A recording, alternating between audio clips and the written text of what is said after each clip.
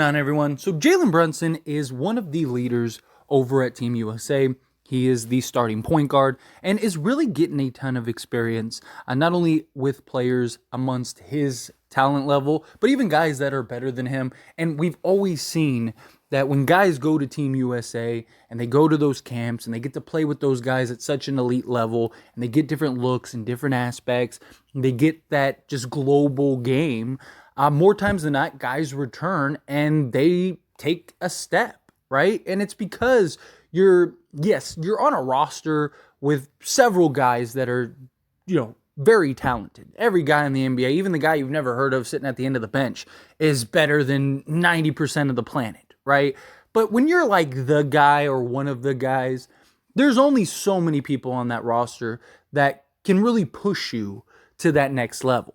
Where being on a team like Team USA, he's getting to go up and match up against, the Anthony Edwards and the Mikal Bridges of the world. And he has to compete day in and day out, practice after practice, scrimmage after scrimmage against these elite level guys, and is picking up stuff to put in his bag, right? Now, oh, hey, that was a cool move. Like, hey, can you show me how to do that? Yeah, sure, no problem, right? It's just this pool of talent that are all helping each other grow, improve, and get better, and also have a common goal of, winning, obviously, the FIBA. And hopefully Team USA has success. But the reason I'm even talking about this and the reason I'm bringing up Jalen Brunson is because he is going to now go, when all of this is done, and go into training camp with the New York Knicks. And the New York Knicks had some success last year, right? They made it to the second round. They ended up losing to the eventual Miami Heat, the team that came out of the Eastern Conference. And to be honest, I actually thought the Knicks were going to beat Miami. I thought they just had more front-to-back talent, but unfortunately they undersold. And they very likely could be back in the same position next year, maybe even farther. And I do think with Jaylen Brown having this success, I do think it's something that should help translate and help the Knicks even further go next season. Also worth noting, Josh Hart is on the same roster. He just got a new contract, so he's locked in and secure. And he's such a great, just all-around player. I talked about, Swiss Army knife type players, guys that just do everything, that do the intangibles, that play hard, play both sides of the ball. When he was drafted by the Lakers, I was preaching for the Lakers to draft him and acquire him before the draft. And then when they got him, I was incredibly stoked about it.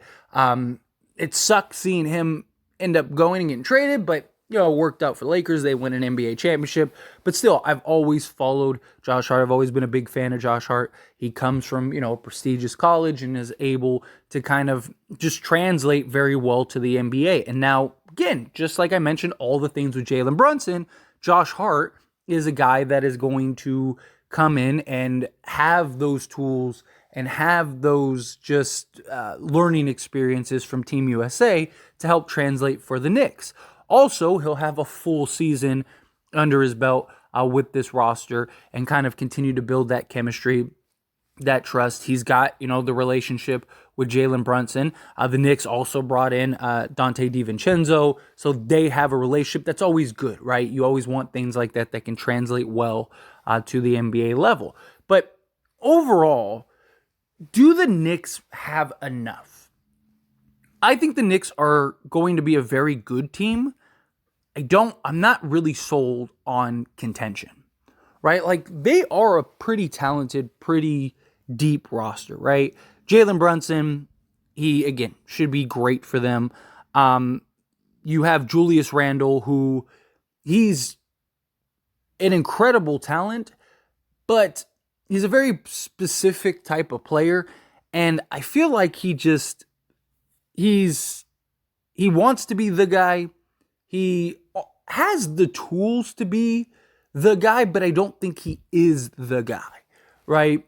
And he just lacks consistency at times. And I don't know if him and Jalen Brunson are the right 1 and 2 to kind of lead the charge going forward. Like, I don't think if Jalen Brunson and Julius Randle are your two best players, you have enough to win an NBA championship unless your roster is just insanely just talented front to back. And they do have a lot of really good talent, like Quickly. He should take another step this year. McBride, I expect him to take another step this year. I think the acquisition of Dante DiVincenzo was huge. Grimes, he was really solid. I think he should step up. They got a great quality center in Mitchell Robinson, but there kind of seems to be a rift with that. So, I mean, there was even talks about him potentially being traded. It's just, and on top of that, Tibbs, right? Like, I've just never really been sold on Tibbs as like a championship level head coach.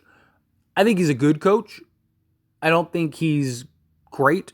And I think he has this almost like this mythicism, allure to him that precedes the type of coach that he really is. And I feel like he's not equipped enough for the modern times, right? Like, I don't think he is a modern coach that can win. He's kind of, bullheaded. He's kind of stuck in his ways.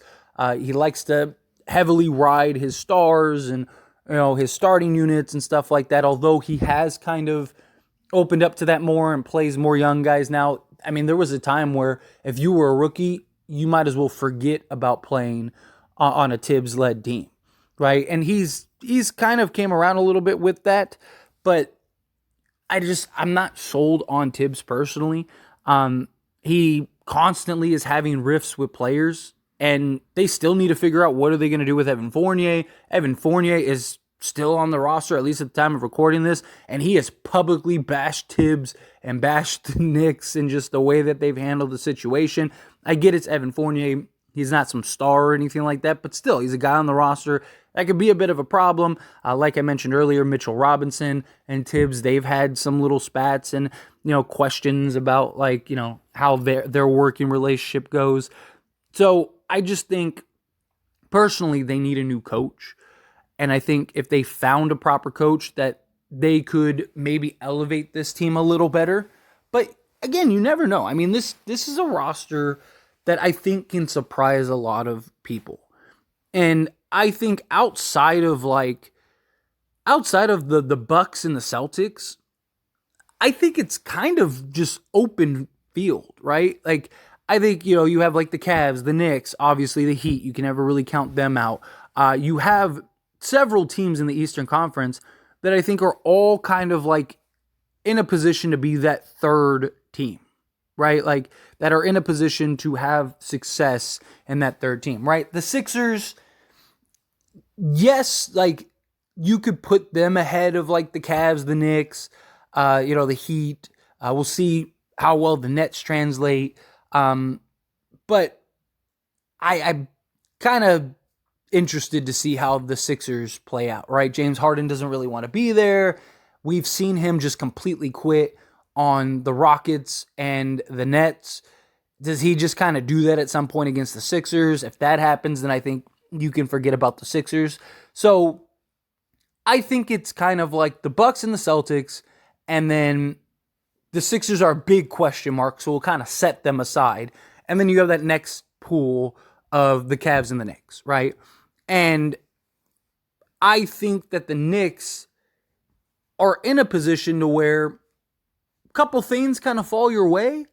All of a sudden, you're in the Eastern Conference Finals and maybe even the NBA Finals. I mean, we saw that with the Heat.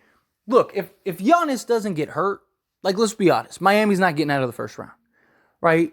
But Giannis getting hurt gave Miami the momentum when they won that series, and that's a huge thing. And that carried over. And then they played a team in the Knicks that didn't really have the experience, that, had question marks at times, and they had the experience, they had the momentum, and it just carried over. And then at that point you get there and it's like the Celtics, which I'm not, if I'm being honest, I'm not really sold on the Celtics. Like, I think if the Knicks played the Celtics, I think that they could beat the Celtics. I think a fully healthy Bucks team, I don't think that they can beat. But I think if they, like I said, if a couple dominoes fall their way during the Eastern Conference Finals and they play the Celtics, I do think that they could beat the Celtics, because the Celtics lack mental toughness. And that's been their problem every year, right? And I just see that continuing to be their problem. And I don't think losing Marcus Smart helped. And I mean, again, the Celtics, some people might think like, no, like Celtics haven't been able to overcome that hurdle yet. So I just think if the Knicks, again, they need a couple things to fall their way. I think more than anything, though, I think they need another star, right? The Knicks, based on reports, were close to trading for Paul George, but the asking price was too high. I am actually glad the Knicks said no, because that was a Knicks thing of the past. Let's overpay. Let's go and get the name just for the sake of getting the name. Yeah, he has all these injury history. Yeah, he's just a guy that, like when he's working, he's great. Like, look, if Paul George is healthy, the Knicks may be terrifying, right? Like if you have Jalen Brunson, Josh Hart, Paul George, Mitchell Robinson, and Julius Randle, like that's tough. Like, good luck, right? And you'd have a guy that could close down the stretch and help Jalen Brunson. You got a two-way player. Problem is the injury history, right? Like, he can't stay healthy. But that was a Knicks thing that they would do in the past, go and get that guy. But if it's not Paul George, they need to get somebody, right? And maybe somebody becomes available, right? But they need another star. They need that number one guy, right? They need a guy, or at least a guy that has the capability of being the number one guy. Now, the Knicks seem to be waiting and kind of being patient, which is great, right? Like if Joel Embiid becomes available and they can get Joel Embiid, I think that there's a real argument, depending on what they give up for Joel Embiid. But like if they can keep basically their main core and add Joel Embiid, I think the Knicks have the potential to be the best team in the Eastern Conference. And depending on how things shape up, maybe even the best team in the league. Obviously there's teams like the Suns and stuff like that in Denver. But, I mean, Joel Embiid, imagine if you had a roster of, Josh Hart, Jalen Brunson, Joel Embiid, Julius Randle, and like Grimes or something like that, right? Like that's a really good roster.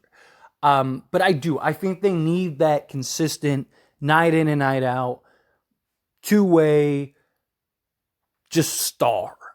And I think the Knicks could take that next step. I think you could be talking about the Knicks with the Celtics and the Bucks. And to be fair, I'm like, this year might end up being the last year for the Bucks because they're only getting older, right?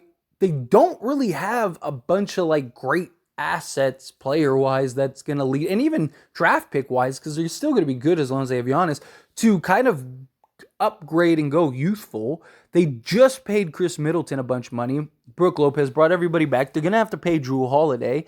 It's like, at some point, I just see the Bucks kind of taking a step back, and that could put a team like the Knicks in the position, if they can go get that other guy, to now leapfrog them, and now they're in a position for real contention, right? I think the Knicks are a very good team.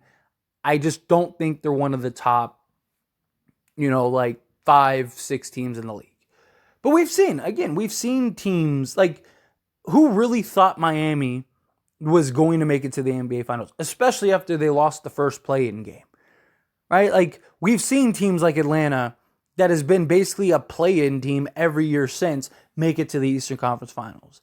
The Dallas Mavericks make it to the Western Conference Finals, and the Western Conference is usually a juggernaut. But sometimes you just get the right matchups. Sometimes, things kind of fall your way. It's how it goes in the game of basketball. And I do think the Knicks are good enough to where if they get that break or two, they could very well be in the Eastern Finals, if not the NBA Finals. So I do think that they have enough talent to be competitive, and they're going to be a tough out, and they're a team that can really, surprise some people. But I think that they lack that number one guy, right? Like, is Jalen Brunson the best player on a championship team? I don't think so, personally. Maybe he proves everybody wrong, and maybe he is, and maybe I eat my words, and maybe they win the championship this year. I just don't see it. I just think if these three guys are your best three players, you're not a legit contender. You're a very good team. You have some talent, Like RJ Barrett, I expect to be a lot better this year. I imagine he's only going to improve. And I've been a diehard Duke fan since I was a little kid. And so, Barrett, I fully expect and believe that he has the potential. I follow Duke heavily, and I think RJ Barrett has the potential. I think he could be at some point the second best player on a contending team. I just don't think he's there yet. I don't know if he will ever be the number one guy. Maybe, never know. But again, like, I think Brunson as like your second best player, some nights he is your best player, okay. But over, like, again, if you had like a prime Paul George, right? Or like if you went and got Joel Embiid, I think like, okay, cool. Joel Embiid's your guy. Jalen Brunson's your two. Julius Randle or RJ Barrett, although they probably trade Barrett if they were to get somebody like that. So let's say you remove Barrett, but you have, let's say, Embiid as your one, Brunson as your two, Randle as your three. I think that's perfect because I think Randle is better as your third option. I think Jalen Brunson is better as your second option. That's just my thoughts. But anyway, as always, I pass the question on to you. Let me know your thoughts and opinions down in the comments below. Do you agree with me? Disagree with me? What are your thoughts on the Knicks? How do you feel? Love to hear it. Let me know.